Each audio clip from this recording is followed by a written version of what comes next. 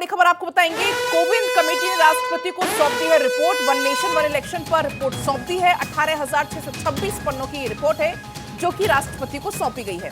Report तैयार करने में कुल मिलाकर 191 दिन लगे हैं। संविधान में कुछ अनुच्छेद में संशोधन की भी इसमें सिफारिश है। तो ये बड़ी जानकारी, बड़ी खबर आपको बता रहे हैं वन नेशन वन इलेक्शन से जुड़ी हुई, जिसमें 18,000 पन्नों का जो ड्राफ्ट है वो राष्ट्रपति को सौंप दिया गया है। ये तस्वीरें आप देख सकते हैं। रामनाथ कोविंद आपको इसमें नजर आ जाएंगे। रामनाथ कोविंद की अध्यक्षता में ही इस कमेटी का गठन किया गया। और आपको बता दें, अमित शाह आपको इसमें नजर आ जाएंगे। इसके अलावा पूर्व नेता गुलाम नबी आजाद, वित्त आयोग के पूर्व अध्यक्ष NK सिंह, वरिष्ठ वकील हरीश साल्वे, ये सभी यहाँ पर मौजूद है जिन्होंने राष्ट्रपति को ये 18,000 पन्नों की रिपोर्ट सौंपी है। दरअसल ये जो 18,000 पेज की जो रिपोर्ट है वो कुल मिलाकर 8 खंडों में है। पूर्व राष्ट्रपति रामनाथ कोविंद की अध्यक्षता वाली ये उच्च स्तरीय समिति एक साथ चुनाव कराने के लिए संविधान के अंतिम 5 अनुच्छेद में संशोधन की सिफारिश कर सकती है। तो ये बड़ी जानकारी है। साथ ही साथ आपको बता दें, लोकसभा चुनाव, विधानसभा चुनाव और पंचायत चुनाव एक साथ चुनाव कराने की संभावनाओं को लेकर पूर्व राष्ट्रपति रामनाथ कोविंद की अध्यक्षता वाली समिति ये अपनी रिपोर्ट पेश करते हुए राष्ट्रपति द्रौपदी मुर्मू को सौंपते हुए, तस्वीर आपकी टीवी स्क्रीन पर, एक्सक्लूसिव तस्वीर 18,000 पन्नों की जो रिपोर्ट है वो भी आपको हम लगातार दिखा रहे हैं। इसी बीच हमारे साथ पॉलिटिकल एडिटर अदिति नागर जुड़ गई हैं। अदिति, काफी लंबा विचार विमर्श हुआ और 18,000 पन्नों की रिपोर्ट ये बनकर तैयार हो गई है। अगर हम बात करें इस रिपोर्ट की, तो मुख्य जो बिंदु हैं, किन किन बिंदुओं पर मुख्यतः फोकस?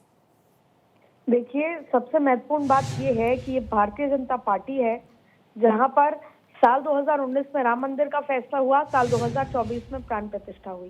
साल 2019 में CAA हुआ पास, तो साल 2024 में लागू किया गया। अब साल 2023 में महिला आरक्षण पास हुआ, तो साल 2029 में संभावित है। ठीक वैसे ही अब हम वन नेशन वन इलेक्शन की बात करते हैं। अभी 2024 है। प्रधानमंत्री नरेंद्र मोदी ने 2024 के चुनाव को एक पड़ाव बताया है। अभी बहुत कुछ ऐसा है जो करना बाकी है। देखिए, 18,000 पन्नों का ड्राफ्ट, एक मतदाता सूची, संविधान में बदलाव और एक देश एक चुनाव की जो पूरी कमेटी द्वारा तैयार की गई जो पूरी रिपोर्ट है, वो रामनाथ कोविंद ने अपनी समिति द्वारा राष्ट्रपति को सौंप दी गई है।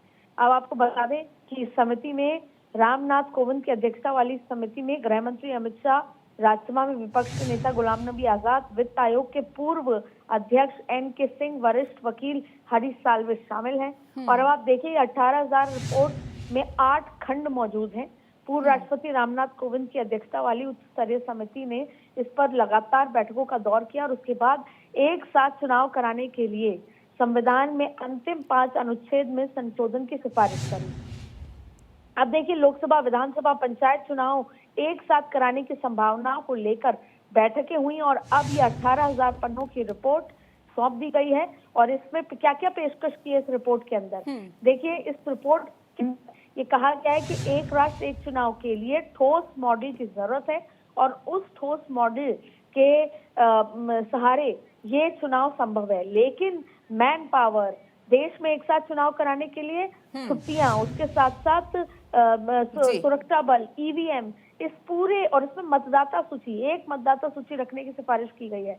इसे लोकसभा, विधानसभा, स्थानीय निकाय चुनाव के लिए एक मतदाता सूची रखने की सिफारिश की गई है, ये बताया गया है। और साथ ही एक चुनाव के लिए संविधान में संशोधन की बात कही गई है। प्रस्तावित रिपोर्ट में लोकसभा, विधानसभा, स्थानीय निकाय चुनाव के लिए एक मतदाता सूची को ध्यान में रखते हुए उसके केंद्र के आधार पर सितंबर 2023 में गठित समिति के मौजूदा संविधान ढांचे को ध्यान में रखते हुए चुनाव की बात इस पूरी रिपोर्ट में कही गई है।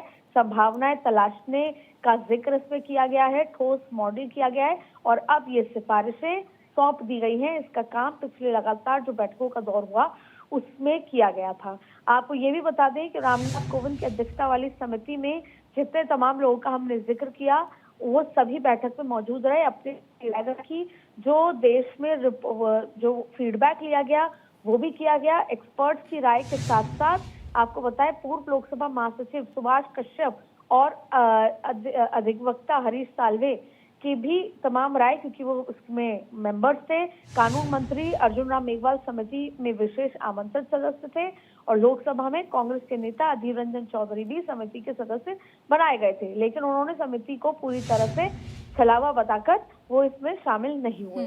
अब देखिए, जर्मन मॉडल पर भी बहस की गई है कि कमेटी में German model of constitutive vote of non confidence पर भी बहस की गई, जहां पदधारी के खिलाफ अविश्वास प्रस्ताव ला जा सकता है, लेकिन इसकी सिफारिश न करने के खिलाफ फैसला किया गया। एक सूत्र ने कहा कि पैनल में इसे भारतीय लोकतंत्र के सिद्धांतों के खिलाफ पाया गया। समिति ने चुनाव आयोग को कम से कम 2 बार बैठक के लिए पत्र लिखा था, लेकिन चुनाव आयोग ने समिति से मुलाकात नहीं की और अपने लिखित प्रस्ताव भेज दिए। अब आपको बता दें कि समिति ने एक साथ चुनाव में व्यापक आर्थिक प्रभाव जिसका आर्थिक प्रभाव के साथ साथ अपराध दर और शिक्षा परिणामों पर प्रभाव की भी जांच की बात कही है। यानी एक डिटेल्ड रिपोर्ट, ठोस जो रिपोर्ट है वो अभी सौंपी गई है और अब आगे देखते हैं कि कब वो दिन आएगा जब देश में एक देश एक चुनाव लागू हो पाएगा। हालांकि ये बात सही है कि इस रिपोर्ट में कहा गया है कि इस पूरे ढांचे को ठोस तरीके से लागू करने की बहुत ज्यादा बदलाव की जरूरत है। संविधान में बदलाव के साथ साथ बिल्कुल, और ये जो रिपोर्ट है 18,000 पन्नों की वो सौंप दी गई। अदिति, फिलहाल बहुत शुक्रिया आपका तमाम जानकारी के लिए।